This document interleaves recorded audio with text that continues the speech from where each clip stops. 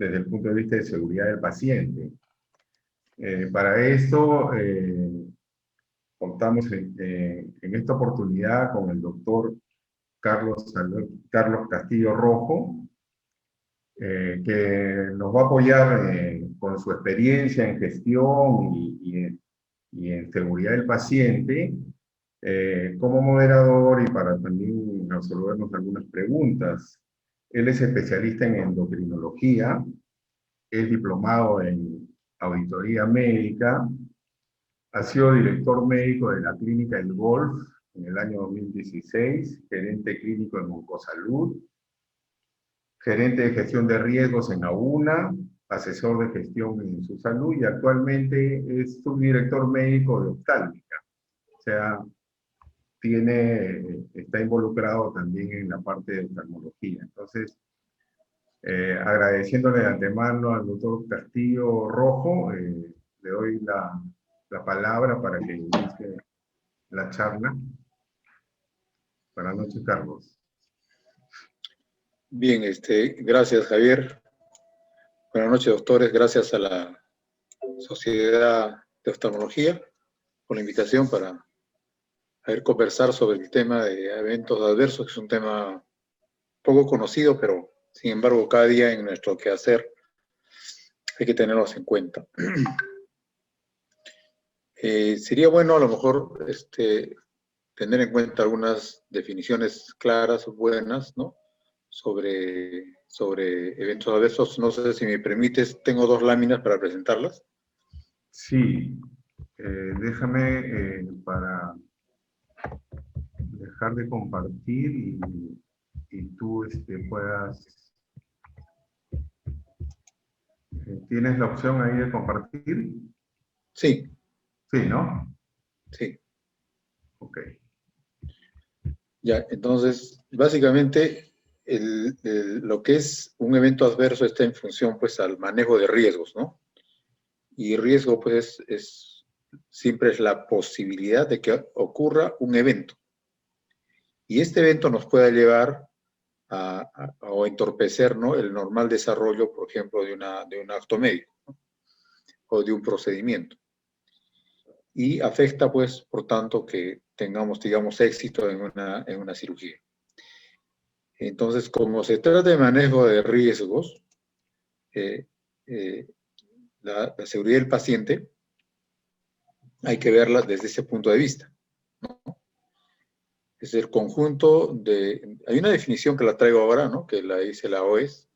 Es un conjunto de elementos estructurales, miren, de estructura, de proceso, de instrumentos y metodologías basadas en evidencia científica y que propenden a minimizar el riesgo de sufrir un evento adverso en el proceso de la atención de salud, ¿no?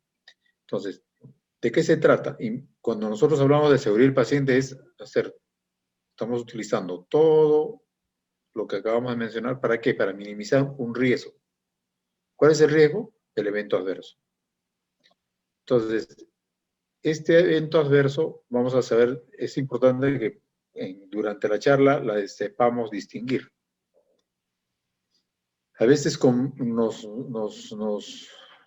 sabemos diferenciar, y eso nos pasa, pues, generalmente a todos los médicos, me incluyo, que en algún momento no podemos diferenciar lo que es una complicación clínica con un evento adverso. Yo hago la pregunta, ¿son antónimos o son sinónimos? Si definimos una complicación clínica, pues es un problema adicional que se presenta luego de un procedimiento o de una enfermedad, ¿no?, que es secundaria a la enfermedad. Por ejemplo, el paciente diabético tiene retinopatía diabética. La complicación es la retinopatía diabética. ¿Se debe a qué? A la enfermedad, ¿no es cierto? Pero el evento adverso no se relaciona con la enfermedad de base. La retinopatía diabética no sería un evento adverso. Sería una complicación de la enfermedad, pero no es un evento adverso. Entonces, eso hay que diferenciarlo. Entonces, estos eventos adversos podemos evitarlos. Y en ese contexto de que podemos evitar, también podemos evitar una complicación de una enfermedad, ¿no es cierto? Podemos evitar, haciendo medidas preventivas, que llegue a tener complicaciones microangiopáticas. Ya, pero eso, en aspectos se relacionan, pero de definición no. Este es una clásico modelo del queso suizo, ¿no? Donde cada uno de los pedacitos de queso son las barreras que nosotros ponemos, ¿no? Digamos, tenemos un protocolo adecuado, nos lavamos la mano, no sé, pues hacemos todo lo necesario para que no se produzca la enfermedad, la infección después de antes de la cirugía, durante la cirugía, y etcétera, etcétera. Vamos a ver, cada uno de estos pedacitos de queso son las barreras que nosotros ponemos. Pero si es que nosotros no hemos puesto barreras adecuadas, el peligro pasa como por aquí coincidentemente pasó, todos los agujeros se alinearon y hizo pasar el daño, ¿no? Entonces, eso es. Los peligros están inminentes en cada momento de los actos médicos que tenemos. Entonces, tenemos que empezar a poner barreras para que este peligro no pase por ese agujero y no produzcamos daño. Ese es el arte de la medicina que debemos de tenerla. Para esta concepción del evento adverso, hay una serie de factores que están influyendo. Dependen de varias cosas. Depende de la organización y también de la cultura, ¿no? O sea, de la organización donde nos encontramos en un hospital o una clínica, y de la cultura de todas las personas. Hay también factores que contribuyen, como por ejemplo, temas relacionados al paciente, las tareas que hacen las enfermeras, los médicos, la tecnología, qué tipo de equipos tenemos, obsoletos, si están calibrados, si no están calibrados, el individuo, o sea, quien opera, el equipo que decía, el ambiente, si está ventilado, si no está ventilado, si está desinfectado, tantas cosas. Otro factor son las acciones inseguras. Estas acciones nos van a llegar a un error. Pueden ser acciones inseguras por omisión o porque las violamos conscientemente, ¿no? Entonces, bueno, que el paciente pase así nomás sin el riesgo quirúrgico. Hemos violado, ¿no?, conscientemente y hemos conducido a un error que nos puede llevar a un evento adverso. En ese momento será un incidente, pero nos puede llevar a un evento adverso si no ponemos las defensas y barreras. ¿Qué defensas y barreras? Físicas, humanas, administrativas, naturales, etc. Por ejemplo, una barrera, para el ejemplo que di, administrativa sería: el paciente no entra si es que no tiene riesgo quirúrgico completo. Por más que el médico, la enfermera, quien fuera diga que entra, no entra. Entonces, eso es una barrera que hace que evitemos el riesgo, en este caso el evento adverso. Eso quería traerlo a colación. ¿Para qué? Porque creo que son importantes estos conceptos para que nosotros en el transcurso de la noche, seguramente con la presentación que hace Javier, podamos ahí discutir algunas cosas. Bueno, los dejo entonces con Javier para que él haga una exposición de lo que va a presentar hoy en la noche, y luego seguramente habrá una ronda de preguntas y dudas, y ahí veremos dónde podemos aclarar algunos temas relacionados a eventos adversos. Perfecto, gracias. Adelante, Javier. Voy a ver para compartir. Ya.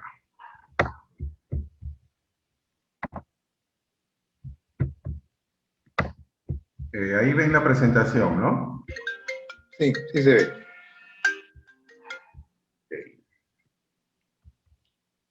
Entonces, bueno, Carlos ha dado una buena introducción al tema. Así que, ¿cuándo empieza la seguridad del paciente, ¿no? En el año 1999, el Instituto de Medicina de los Estados Unidos publicó este artículo de Rares Humanos: hay que construir un sistema de salud seguro, y donde demuestra que la tercera causa de muerte después de las enfermedades cardíacas y el cáncer son los errores en el sistema de salud, en este caso específico en Estados Unidos, ¿no? Posteriormente,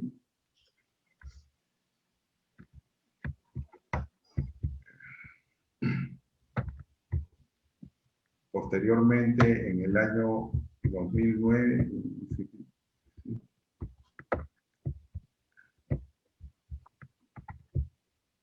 en el año 2002, en la Asamblea Mundial de Salud, en la que se insta a todos los miembros a tener mayor atención en la seguridad del paciente, estableciendo bases científicas para mejorar y la calidad de la atención de salud, particularmente en vigilancia de medicamentos, en el equipo médico, así como en la tecnología. Como ya dijo Carlos, de acuerdo a la definición de la OMS, la seguridad del paciente es un conjunto de procesos en toda la organización que reducen la probabilidad de que sucedan los eventos adversos resultantes de la exposición al sistema de atención médica o a lo largo de la misma enfermedad o de los procedimientos. Y esta seguridad del paciente se debe dar en 7 pasos. También lo mencionó Carlos, hay que construir la cultura de seguridad, como se decía, en todo el equipo. Y cuando hablamos de equipo, estamos hablando desde el personal que recibe al paciente hasta el cirujano o el médico, ¿no? Tiene que haber un equipo de liderazgo que conozcan las tareas de gestión de riesgos, promover el informe. Si a mí me sucedió un evento adverso, comunicarlo para aprender de ellos. Y en este tipo de seguridad, en estos pasos, también tenemos que involucrar y comunicarnos con los pacientes, hacerles saber qué es lo que está pasando o qué es lo que pudiera pasar en una cirugía. Compartir, como dijimos, las lecciones, aprenderlas e implementar soluciones para la prevención de los daños. Entonces, ir diferenciando qué es la complicación. Ya lo mencionó también Carlos, son alteraciones o eventos que se producen en el curso natural de la enfermedad, derivadas de ella, pero no provocadas por la actuación médica. En esta complicación se están incluyendo también los efectos secundarios.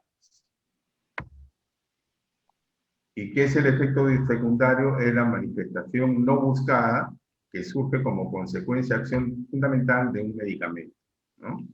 Por ejemplo, cuando colocamos gotas de tropicamida para ver el fondo de ojo y tenemos la visión borrosa del paciente, ¿no? Ese es el efecto secundario de la gota.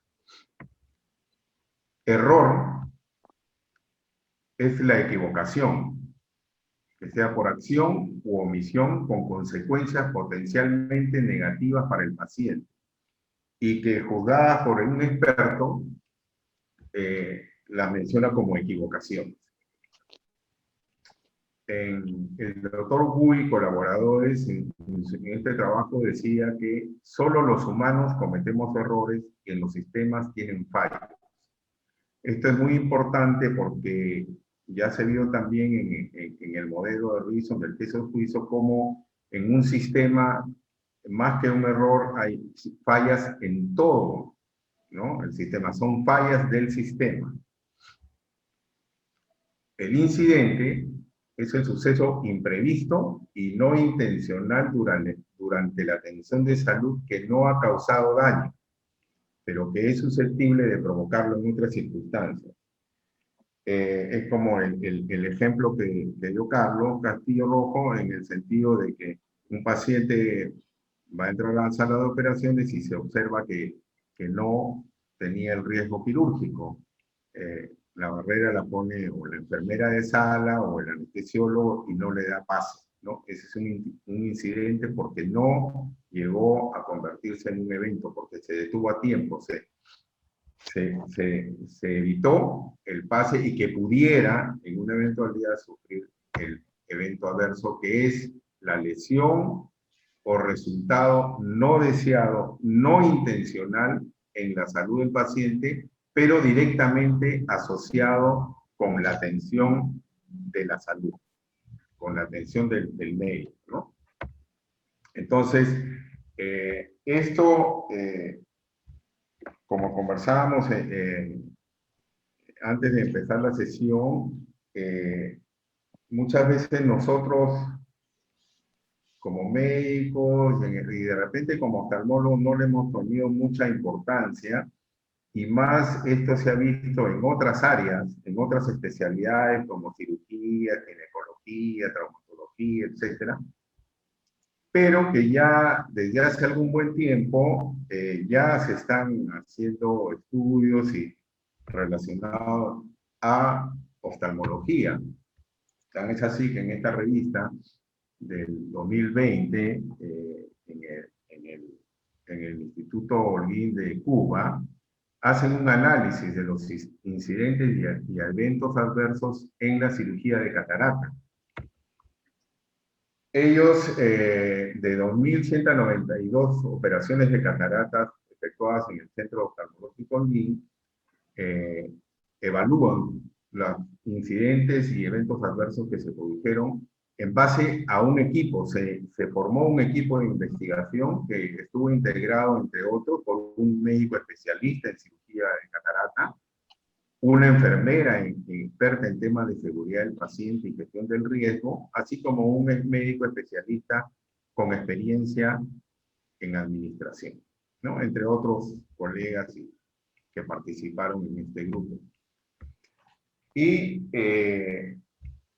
encuentran estos incidentes que, como mencionamos, se detectan a tiempo y evitan el evento adverso, ¿no? Errores biométricos en el cálculo de lente intraocular, escasa dilatación pupilar preoperatoria, problemas en la tecnología, de repente el FACO no funcionó, el cauterio, el instrumental obsoleto, etc.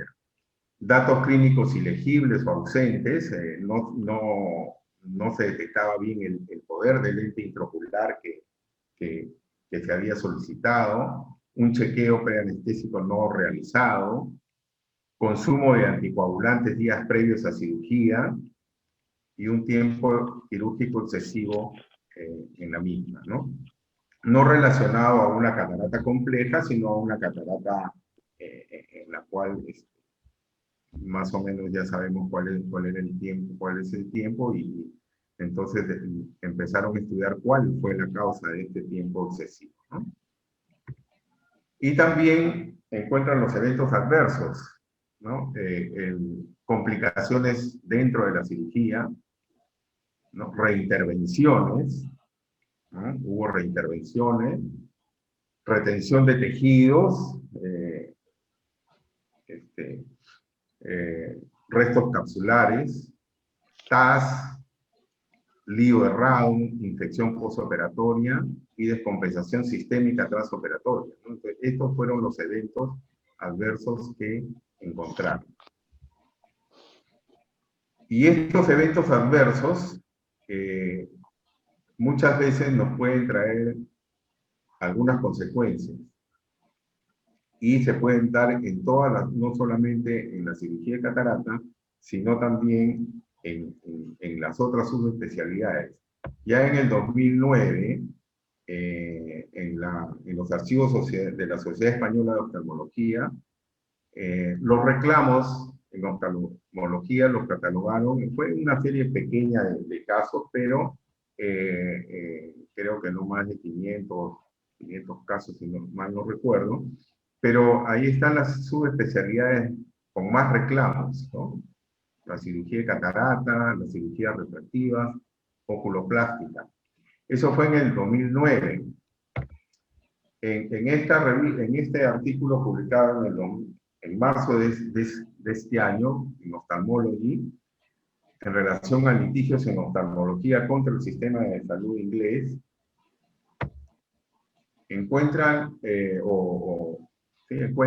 la facturación anual por negligencias en el sistema de salud inglés ha aumentado de 0.3 mil millones de libras esterlinas entre el 2004 y 2005 a 2.300 millones de libras esterlinas en el 2019 a 2020. Vemos cómo van aumentando los reclamos y los gastos que se realice en el sistema de salud inglés.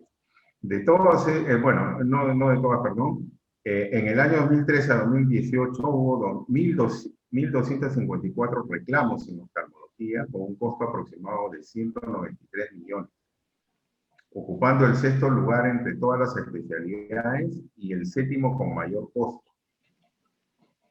Las subespecialidades más reclamadas o con mayor gasto: cirugía de catarata, cirugía vitreoretiniana y la retina, tratamientos médicos de la retina. Pero miren, en oftalmopediatría, a pesar de que era el 1% de los reclamos, pero tuvo el costo más alto, 1.700 millones, ¿no?, de libras esterlinas. Entonces, nosotros acá en el Perú no tenemos en realidad una estadística. Hay publicaciones muy aisladas en la revista del Colegio Médico, reclamos en oftalmología, creo que hubo una revisión de 100 casos y oftalmología éramos 11. En la revista de medicina legal también mencionan el tercer o cuarto puesto los reclamos en oftalmología. En el año 2015 hicimos una revisión de todos los reclamos presentados en eSalud, y el 5% de todos los reclamos estaban relacionados a oftalmología. Lamentablemente no tienen la base de datos de los motivos, o por lo menos no estaba publicado, ¿no? Entonces, pero vemos que sí, que en otras partes del mundo sí hay estudios, y que nosotros también tenemos, pero muy aislados y no los conocemos, ¿no? Entonces es importante, creo que, conocerlos para evitar estos eventos adversos se repitan en nosotros, en otras instituciones, ¿no? Voy a presentar algunos casos de forma rápida que se nos han presentado en otras instituciones, en diferentes instituciones, ¿no? Desde una lesión corneal post la toma de la presión intraocular, el paciente reclama, después de haberse retirado de la consulta, regresa y reclama por presentar un dolor intenso y visión borrosa, luego de control, ¿no?, de su presión. En la biomicroscopía hay una lesión central que tiñe con fluoresceína, y en el ojo izquierdo una leve compresión conjuntival. Cuando se hace la averiguación de qué es lo que había pasado, la limpieza del tonómetro, el prisma del tonómetro se había realizado con alcohol gel. Entonces, normalmente, se recomienda que sea con alcohol líquido, que se lave con agua. ¿Por qué? Porque es más rápida su evaporación. El alcohol gel no. Entonces, el personal asistencial lo había limpiado con alcohol gel, pero obviamente había quedado. Entonces, ya de acuerdo a las definiciones, esto fue una complicación de la atención o un evento adverso, ¿no? Yo creo que ya podemos ir pensando de qué se trata. En este otro caso, un aumento de la presión del ojo post tropicamida, igual el paciente estaba esperando en la sala para completar su dilatación, cuando de repente se empieza a quejar de un dolor intenso y visión borrosa. El médico lo asiste y encuentra una presión de 30 milímetros de mercurio en el ojo derecho y 19 milímetros de mercurio en el izquierdo. Cuando revisa la historia, el médico, que no era el médico que había indicado la dilatación, encuentra que había un ángulo estrecho, ¿no? Entonces, igual no se comunicó al personal asistencial, y lo empezaron a dilatar sin ninguna prevención, ¿no? Entonces, igual fue una complicación de la atención o un evento adverso. Este es otro caso de una sorpresa refractiva: el paciente operado de catarata mediante FACO, con lío sin complicaciones. En el postoperatorio inmediato, la agüeta visual 20/800, los medios transparentes, el lío in situ, el reporte operatorio indica un lío de +5. Sin embargo, en la historia clínica, en el preoperatorio, de la historia clínica preoperatoria, el LIO solicitado era un -5. Entonces, no hubo, así como se mencionó que el anestesiólogo, la enfermera de sala detuvo el acto porque no estaba completo el riesgo quirúrgico. En este caso no se hizo un checklist, no se revisaron los insumos y al colega le alcanzaron un lente equivocado, ¿no? Entonces, una complicación o un evento adverso. Por último, esta retención de trocar post-vitrectomía, que esto sí no es de acá, es publicado en la revista de la Sociedad Española de Enfermeras en Oftalmología, en el año 2020. Al finalizar la vitrectomía, el personal de enfermería, luego del recuento del material, comunica que falta un trocar de los puertos, ¿no? que realizan para los retinólogos. El cirujano revisa bajo microscopio, se busca en toda la sala, debajo de la mesa, debajo del microscopio, etcétera, y no encuentra. Según el protocolo que ellas tienen, se debió realizar una radiografía. Sin embargo, el cirujano no autoriza. El paciente regresa a las horas por presentar un dolor intenso, se hace una exploración bajo anestesia y se encuentra en la conjuntiva, se encuentra el trócaro. O sea, esta cirugía había sido con bastante manipulación, había gran quemosis en ese momento y bueno, el cirujano revisó, pero no encontró nada. No se siguió el protocolo, o sea, no se cumplieron las normas establecidas y lo mismo, fue una complicación o un evento adverso. Entonces, ¿qué debemos hacer? ¿Qué debemos hacer nosotros? La notificación de los incidentes para prevenir, notificar los incidentes. ¿Qué nos pasó? ¿Qué faltó? Con la finalidad de corregir, de implementar un protocolo para que esto no vuelva a suceder. Aprender para reducir y prevenir el riesgo de eventos similares, comunicarnos, saber qué es lo que nos ha pasado. Y todos tener la cultura de seguridad del paciente. Y esto es lo que se mencionó hace un momento, el modelo de Reason, donde tenemos que poner las barreras, ¿no? O sea, hacer la técnica apropiada, una comunicación eficiente, formación, ¿no? Supervisión, con la finalidad de que estos agujeros, estas fallas en el sistema, no se alineen y produzcan el daño. Porque en toda tensión hay riesgos, hay posibles eventos. Tenemos que estar atentos a que a detectarlos y colocar las barreras para evitar el daño. Uno de ellos es, pongamos, la lista de chequeo para cirugía segura. Tenemos una norma, tenemos una resolución ministerial en la cual debemos hacer este checklist.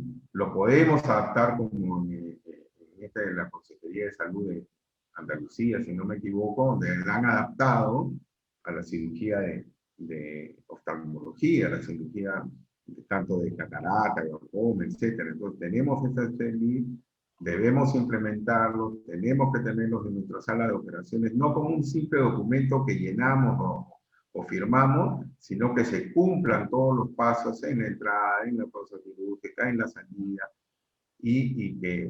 porque nos van a ayudar justamente a prevenir estos eventos adversos, ¿no? Esto era, en líneas generales, lo que queríamos presentarles y bueno, conversar al respecto, ¿no? Que es lo que creo que es lo más importante, la discusión de los casos, ¿no?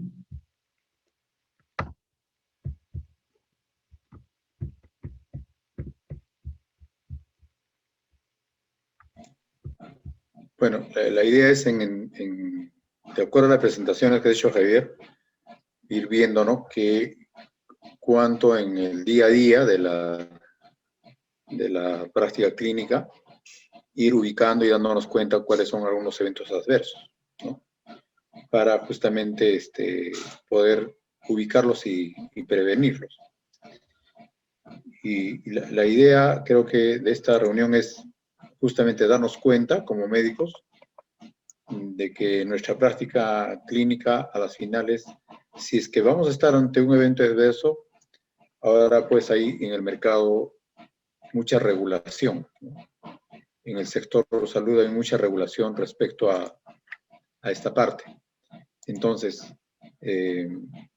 que estamos susceptibles a que podamos llegar a alguna denuncia, etcétera, y su salud, el ente regulador, está bueno al servicio de los pacientes, y ellos rápidamente pueden llegar a hacer un reclamo por ese lado. Si es que hay un evento adverso, y se pueda demostrar, porque la auditoría lo puede demostrar, entonces estamos ante un momento que puede traernos serias complicaciones, ¿no? Y yo tengo un cuadrito acá de lo que, justamente de una revisión también, que eso eran, por ejemplo, se supone que las cirugías de catarata son las más seguras, pero sin embargo, miren los eventos adversos más frecuentes que encontraron en esta cirugía de catarata. La ruptura de la cápsula posterior con salida del vitrio. Este es un evento adverso grande, ¿no? Si es que este paciente, digamos, luego de esto queda con una visión deteriorada, el paciente va a denunciarnos. Otra, la hipertensión ocular transoperatoria con salida del vitrio y sangramiento, que requirió administración de hipotensores durante todo el procedimiento. O sea, se tuvo que hacer toda una serie de acciones, claro, para controlar el cuadro, ¿no? Pero a las finales el paciente va a estar de por vida o un buen tiempo con hipertensión ocular, ¿no? Por algunos errores seguramente durante la cirugía. Otro, la retención de una parte de la catarata extraída posteriormente, o sea, no se terminó de extraer todo y queda retención. Colocar lentes intraoculares cuyo poder no corresponde a los requerimientos del paciente. Tiene relativa frecuencia. Y eso, si nos damos cuenta, cualquiera de estos eventos podían haberse evitado, ¿no? Si tuviéramos un proceso adecuado para ver lo de los lentes, a lo mejor hay problemas desde el momento de la adquisición del lente, la biometría o cualquier otros procesos que estén relacionados, incluso hasta quien se encarga de llevar el lente desde la farmacia hasta sala de operaciones, pueden haber problemas. Y los casos de endoftalmitis, ¿no? Que se produzcan en un periodo determinado, o sea, en la primera semana después de la cirugía. Ahora, si tenemos una endoftalmitis que se presenta pasado un periodo de un mes, 2 meses, bueno, hay que achacarle a otras causas, ¿no? En este caso, después de una cirugía, ¿no? O después de una inyección intravítrea, o después de una FACO misma, o de cualquier otro procedimiento que pueda llevarnos a ello, la endoftalmitis es otra de las patologías que nos van a llevar a este problema, ¿no? Entonces ahí más o menos he traído lo que con cierta frecuencia se puede ver, y a lo mejor que ustedes puedan visualizarlo en su práctica diaria, porque cualquiera de estas cosas, por ejemplo, lo más sencillo, lo del lente, ¿no? Se puede evitar, ¿no? Si es que hacemos todos los pasos debidos y si tenemos la curiosidad suficiente para sacar todos los restos de la cápsula, entonces también, ¿no? Y eso hay varios factores, como decía hace un rato, ¿no? Es factor de la experiencia del cirujano, los equipos,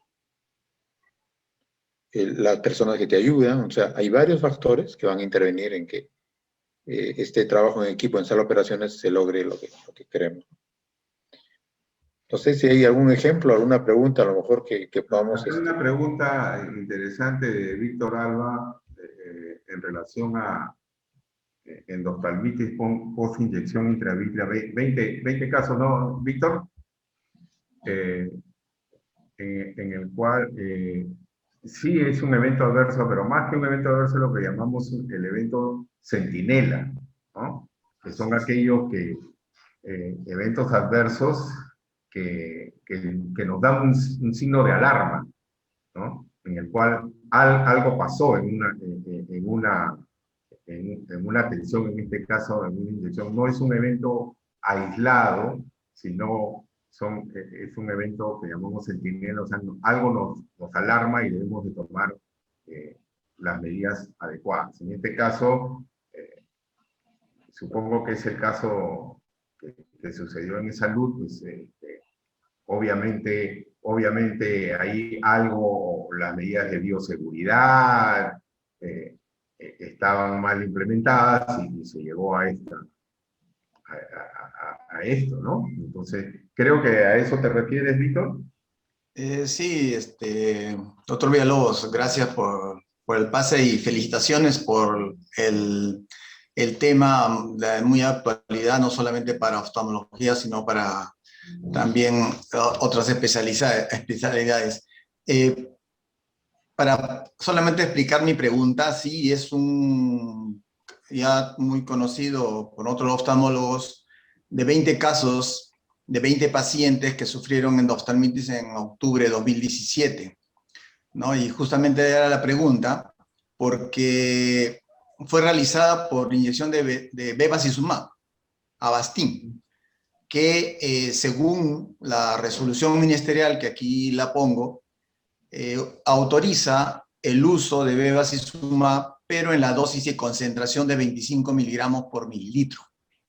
Es así de que, según esta resolución, entonces tiene que ser fraccionado, pero específicamente en el centro tenemos entendido que ha sido de un solo frasco, ¿no? Esta complicación que se ha llevado. Entonces, mi pregunta era si es una complicación o un evento adverso, porque hay varios puntos que se pueden tomar en cuenta como definiciones previas. Por ejemplo, endoftalmitis grupal.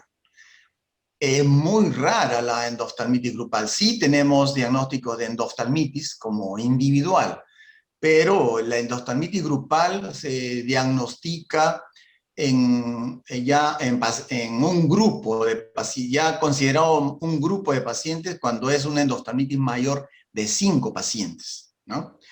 Y aquí recalco la dosis autorizada por el Ministerio de Salud, porque esta es la dosis que autoriza el uso de bevacizumab en esta concentración. Pero da la casualidad de que esta presentación no la tenemos, mejor dicho, no existe en nuestro país. Entonces, lo que se ha usado otra presentación, entonces. Uno que generalmente es la presentación oncológica. Y aquí viene justamente otra pregunta que aquí mismo se trae a colación. Si esta misma concentración de 25 miligramos por mililitro autorizada nos autoriza a hacer fraccionamiento, entonces el fraccionamiento tendría que ser de 1 mililitro. Y ese fraccionamiento de 1 mililitro para una inyección intravítrea, que es de 1.25 miligramos equivalente a 0.05 mililitro, entonces equivale a hacer un fraccionamiento correspondiente a 1 mililitro de unas 8 dosis, por decir, con su respectiva pérdida. Quiere decir que el ministerio nos está autorizando a hacer ese fraccionamiento hasta un máximo de 8 dosis con factor pérdida. Y también ahí viene la pregunta, entonces, ¿es un factor de riesgo el fraccionar hasta el autorizado de 8 dosis o otro factor de riesgo en el cual se fracciona mayor de 8 dosis o de 10 dosis para la producción de esta infección grupal, ¿no? Me interesaría la opinión de ustedes, ya que es un tema interesante, y así como lo ha mencionado bien el doctor Villalobos, a veces esto es producto de queja, complicaciones, y que debemos estar alerta, preparados para afrontar esta situación e incidir en el check-in list, ¿no? De ver si es que realmente cumplimos el check-in list para poder prevenir estas complicaciones. Gracias, doctor. Yo voy a tratar de darte una primera respuesta, a lo mejor Javier lo complementa. Cuando decíamos que los eventos adversos suceden porque nosotros tenemos que saber gestionar el riesgo, ¿no es cierto? Entonces, está por ahí un riesgo que está latente y ese riesgo tenemos que afrontarlo. Muy bien, en este caso de la endotérmitis el riesgo es la infección. Entonces, para el caso puntual que dice el doctor, muy bien, puede haber todas las partes normativas. Ya habíamos visto que en la teoría de riesgos, del manejo de riesgos, habían varios componentes, ¿no? La cultura, la organización, las normas, las personas, etcétera, etcétera. Toda una serie de cosas que nos hacen que nosotros vayamos a llegar a un evento adverso. Si es que vamos, digamos, en cada una de esas etapas, vamos incumpliendo algo o vamos teniendo errores. Entonces, en el caso puntual, muy bien, la parte normativa nos dice, divídelo en las partes que sea y en las concentraciones que sean necesarias. Está bien. Pero ahí hay varias cosas que analizar. O sea, cuando uno tiene un evento adverso, normalmente lo que se hace, se realiza el análisis mediante un protocolo. Este protocolo se llama el Protocolo de Londres. En el Protocolo de Londres se hace una evaluación de causa-efectos, de causalidad. Primero se empieza a analizar la causalidad, que está dentro de todo el manejo de la calidad, ¿no? Cuando nosotros estudiamos algo sobre calidad y queremos ver las teorías respecto a cómo ha sucedido un hecho, entonces tenemos que utilizar estas herramientas. Entonces, cuando empiezas a analizar esto, empiezas a ubicar dónde está el error. Por ejemplo, en este caso, ¿no? El frasco de bevacizumab, yo ahorita no sé la concentración de cuántos mililitros viene, pero me voy a inventar ahorita para el ejemplo, ustedes saben más que yo. Viene de, no sé, pues, ¿de cuántos mililitros viene, Javier? Ya, vamos a suponer que venga de 10 mililitros, no sé, 50 mililitros, no sé. Y se necesita 1 centímetro cúbico para cada dosis. Bien, lo que pasa es que yo en ese frasco estoy metiendo la jeringa y sacando varias veces. ¿Ya? Si me han dicho que puedo fraccionarlo, yo no puedo fraccionarlo poniendo limpiando con alcohol la gomita del frasco y sacar las veces que sean necesarias y cada vez desinfectarla, ¿no? Esa no es la manera correcta. Primero hay que ver qué cosa estamos manipulando. Estamos manipulando un medicamento que sirve, es un antiangiogénico, ¿no es cierto? Y como tal, para que nosotros podamos hacer todo ese proceso, se tiene que hacer en un lugar donde cumpla todas las exigencias para hacer ese desdoblamiento en pedacitos pequeños. Para esto necesitamos un ambiente de cabina de flujo laminar, donde evitemos el riesgo que cada vez, miren, evitamos el riesgo que cada vez que vamos a sacar una porción, lo hagamos en las condiciones de extrema medida para evitar el riesgo de transmitir una infección. ¿En qué momento se puede transmitir una infección? Pues se supone que el frasco es estéril, la jeringa es estéril, en el momento de la manipulación. En el momento que yo inyecto, saco, traslado, pongo ¿no? En ese momento puede haber, y es más, en el lugar del sitio operatorio. Si a lo mejor en el momento que voy a hacer la limpieza ocular, en el momento que voy a poner, no limpié, entonces ya hay varios factores que uno va analizando en qué momento se hace.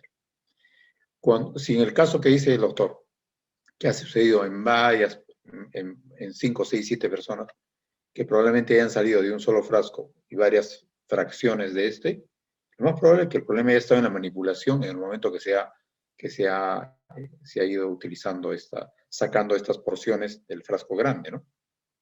Entonces, fíjense que hay que hacer todo un análisis, hay toda una metodología en el protocolo de Londres, para ver la causalidad. Entonces, para el caso es probable de que la forma de preparación no haya sido la adecuada, pues no se olviden que tiene que ser bajo cabina de flujo laminar.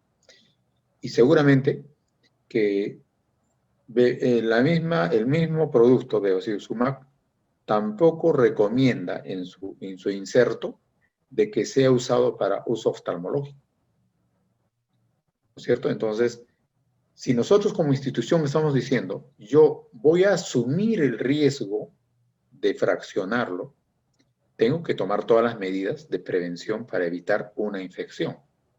Entonces, no solamente eso, vamos a suponer que, me voy a poner un ejemplo diferente, ¿ya? Que tengamos que utilizar un trocar, ¿no?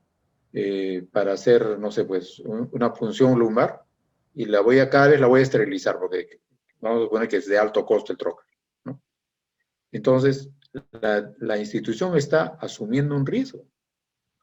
Y el mismo médico, ¿no? Porque está diciendo, yo estoy aceptando que lo esterilicen, qué sé yo, o que lo limpien, y cada vez voy a utilizar esos 5, 7, 8, 9 veces, ¿no?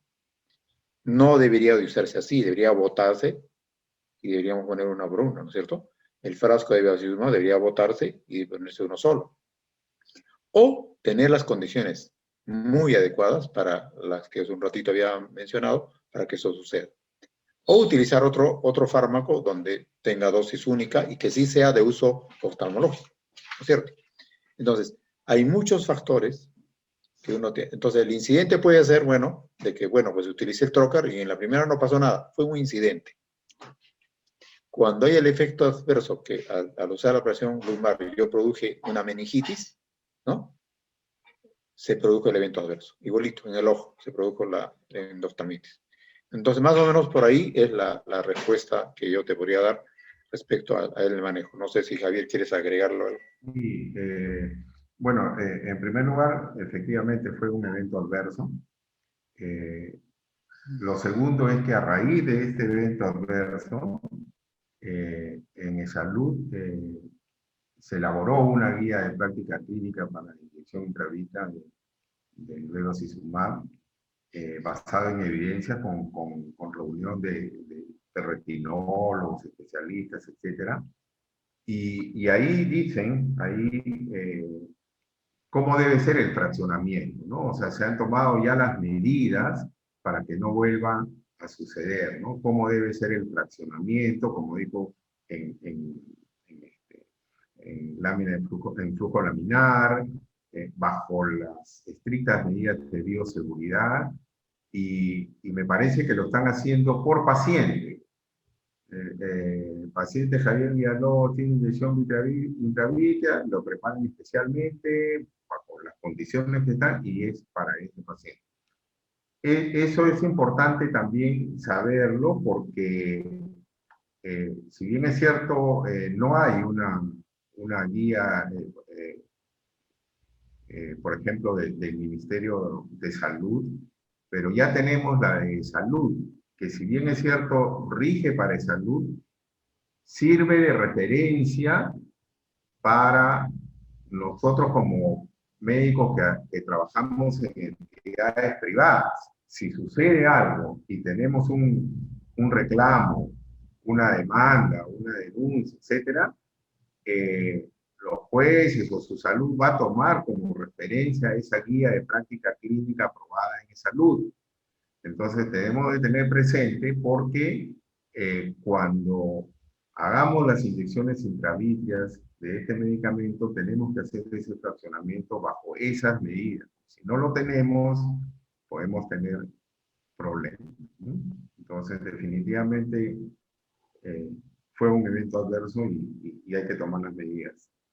Estaba una pregunta también del doctor Abel Flores, sí en las guías clínicas debemos contemplar todas las complicaciones posibles esperadas o solo las más frecuentes. En realidad, si debemos desarrollar tanto en las guías clínicas, principalmente en el consentimiento informado, todas las complicaciones que las más frecuentes, ¿no? Las más frecuentes y las específicas para cada paciente, ¿no? Eso es muy importante, no tener consentimientos rígidos, sino consentimientos donde tengamos las más frecuentes y las específicas para el paciente que vamos a intervenir. No podemos tener una lista de todas las complicaciones, pero sí las más frecuentes. Eso es importante, mucho las más frecuentes que se nos presenten. Y de repente ir aumentando, tampoco como son guías, o los consentimientos, son, no son para toda la vida, son móviles, y ahí es donde debemos de tener la importancia de la comunicación. Si nosotros se nos presentó alguna complicación en una cirugía, pues comunicarlo y agregarlo, ¿no? O sea, eso tenemos por costumbre específicamente en oftálmica, donde si sucede algo, pues lo comunicamos y de ser necesario, lo incorporamos a los consentimientos informados laborales. Entonces, se deben de poner lo más frecuente. Ahí yo quiero agregar algo, Javier. Y Carlos, claro. Mira, no hay que confundir complicaciones clínicas con eventos adversos. Claro.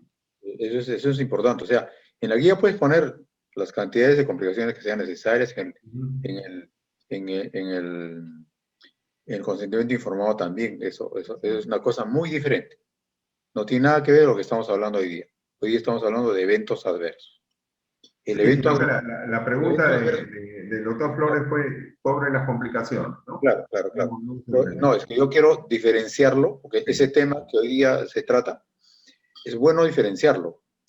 Porque lo que pasa es que nosotros, en nuestra formación como médicos, no hemos tenido en un momento, digamos, no sabemos a veces diferenciar un evento adverso de una complicación clínica. Algo bien sencillo, hace un rato, al inicio mencionaba, ¿no?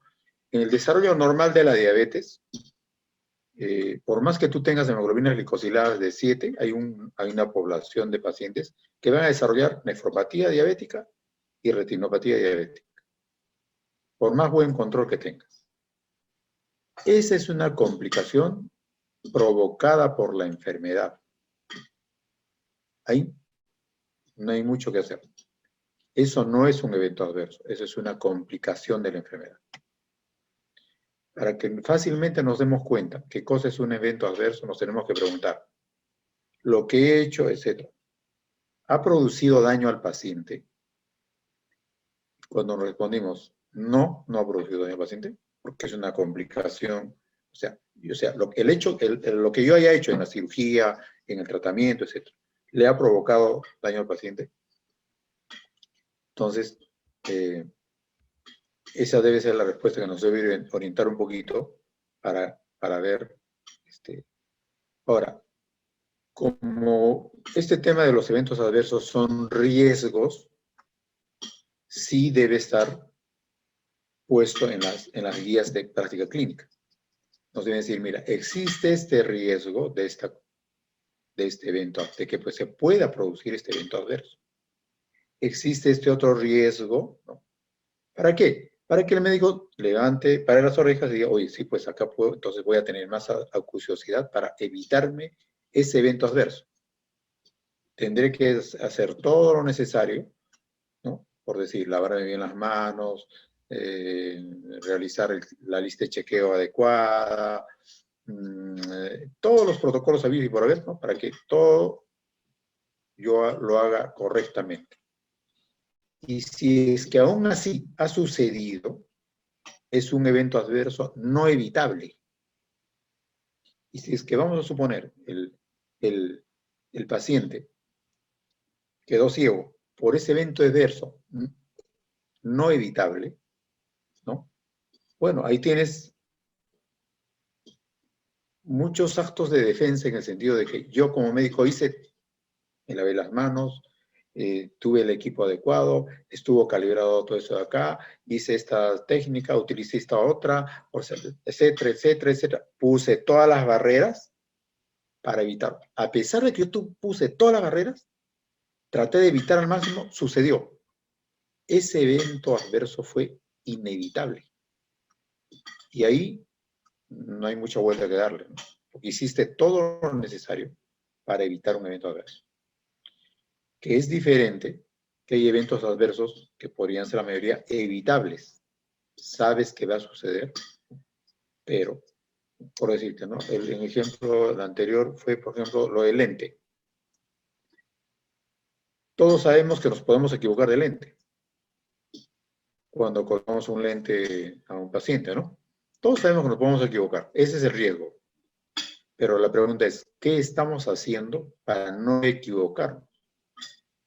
Ese es lo que debemos hacer. O sea, tenemos que hacer todos los pasos a seguir para no equivocarnos. Correcta la biometría correcta, no sé, pues verificar de la empresa determinada que yo estoy queriendo este lente, la medición, tantos factores habrán ahí que hacen que yo haya tomado todas las previsiones para evitar colocar un lente inadecuado. Javier, adelante. Sí, perfecto. Justo el doctor Flores había preguntado, ¿no? Ya lo contestaste, si en las guías de práctica clínica se colocan los eventos. Pues sí, ya lo contestaste. Y lo importante de las barreras, ¿no? El ejemplo que le puse yo del +5 y el -5, en realidad yo lo he completado porque eso me sucedió a mí. Yo había pedido un -5 y felizmente yo estaba mentalizado, ya estoy mentalizado en lo que debo ir chequeando, y estando el paciente en la camilla, antes, cuando estaban haciendo la limpieza, empiezo yo a chequear y veo, este no es el lente que yo he pedido, tráeme la historia, y efectivamente, ¿no? Entonces se suspendió. Yo ahí lo he puesto como que sucedió, pero en realidad lo que debemos tener en mente, debemos seguir todos los pasos, poner todas las barreras para no llegar a este evento adverso, ¿no? Entonces es importante lo que ha dicho el doctor Castillo Rojo en ese sentido, ¿no? Tenemos que tener todas las barreras, los checklists, etcétera, para que no suceda un evento adverso. No sé si hay alguna otra pregunta.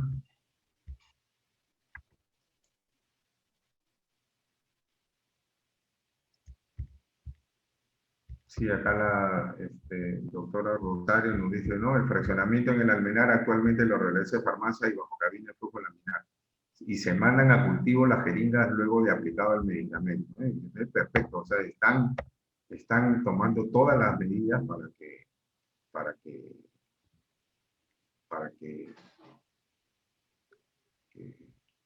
no sucedan estos eventos, ¿no?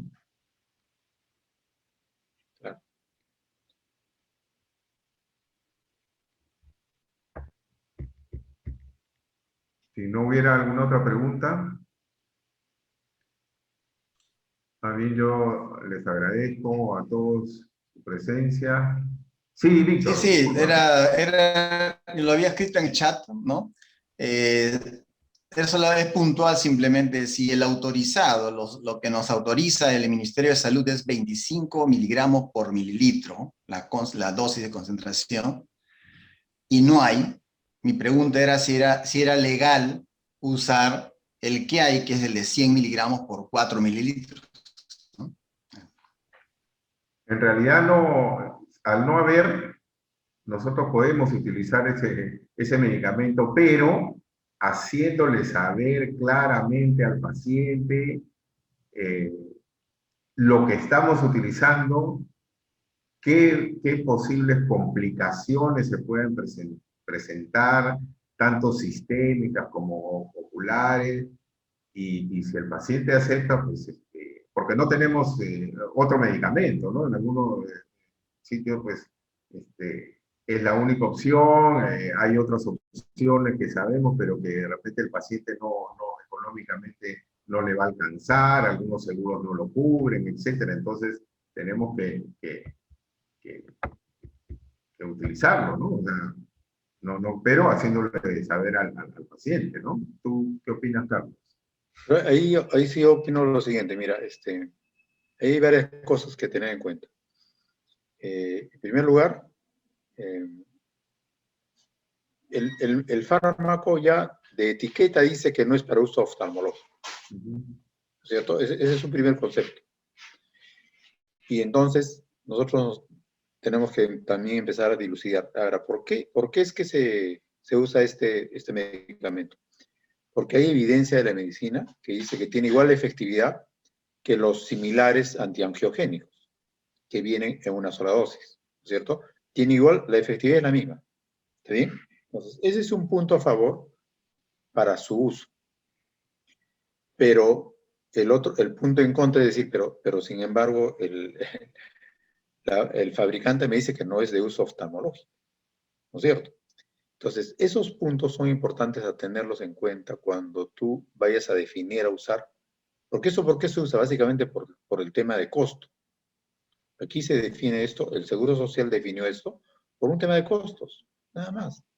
Y además, obviamente, porque también se prueba que también tiene la misma eficacia, ¿no es cierto? Entonces, pero en ese momento es importante que el paciente sepa lo que estamos haciendo y el paciente acepte. O sea, informarle adecuadamente, mira, esto no se usa normalmente, pero sí existen evidencias de la medicina que tiene la misma efectividad que los demás, que sí son de uso oftalmológico, ¿no? Pero la diferencia grande es solamente en el precio. Eso es una. Y segunda, de que vienen en frascos de una presentación diferente y tengo que partirla en pedacitos más chiquitos, ¿no? Y yo te voy a dar el que está debidamente manipulado bajo cabina de flujo laminar, una serie de cosas, y con eso, y es más, vamos a tomar el cultivo que acaba de decir que es otra barrera, ¿no?, de prevención, para ver que no pase ninguna complicación. Y eso sí es bueno, eh, tangibilizarlo en un consentimiento informado que el paciente acepte bajo las condiciones que tú le estás diciendo. Eso es muy importante. O sea, la interrelación que existe médico-paciente no debe perderse, debe reforzarse con una transparencia tal de aceptación. Y si el paciente en ese momento se da cuenta de toda la verdad y dice, no, yo no voy a querer, porque ahora sí voy a usar el otro medicamento, ¿qué voy a hacer? Veré cómo consigo dinero y lo hago, ¿no? Y bueno, pero es una definición que él toma y la sugerencia le da el médico. Por ese lado yo creo que el manejo debería estar siempre con el consentimiento en estos casos, ¿no? Ahí hay una parte normativa, ¿no?, que nos está, digamos, forzando a decir, sí, pero la norma nos dice que sí podemos usarlo. Entonces yo quiero poner el cuadrito donde decía, ¿no?, cómo se organiza la causalidad de los errores en los eventos adversos. En esta parte de organización y cultura, los procesos organizacionales, la parte normativa, acá dice, sí, pues, puedes usarla. Sí, pero te falta esta otra barrera, mira, los efectos contributorios, las acciones inseguras, las barreras y defensas, todo esto te falta. Si tú logras tener todas estas barreras, no vas a llegar a un evento adverso. Datos relacionados al paciente, a lo mejor tiene otra infección, no le puedes poner todavía, tiene que esperar que se cure, a lo mejor tiene un cáncer, etcétera, etcétera. Datos del equipo, lo que te decía, ¿no? Si vas a hacerlo en cabina de flujo laminar, si tienes esas condiciones o no, y si no vas a violar cualquier otra cosa relacionada. Toda una serie de barreras que tienes que tener en cuenta, no solamente la parte normativa. Entonces, para evitar el evento adverso hay otras barreras que vencer.